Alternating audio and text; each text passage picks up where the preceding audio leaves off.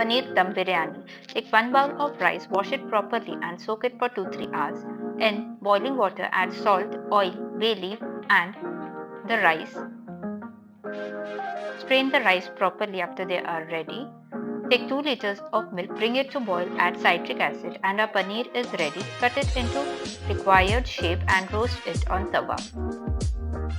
Onion, curd, cardamom, clove, bay leaf, dry masalas, kasuri, methi, jeera and black pepper. In oil, take jeera, add cardamom, cloves, add onion, saute it properly.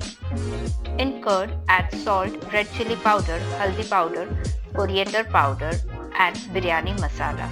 Mix it properly. Add kasuri methi and marinate the paneer properly. By the time our onion is ready, add all the dry masalas, black pepper and 2 spoons of marinated curd. Then add marinated paneer and let it rest for 15 to 20 minutes.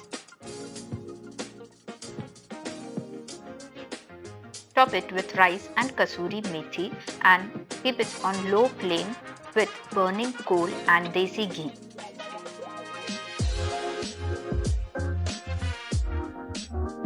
After 15 minutes, mix properly and our dum biryani is ready.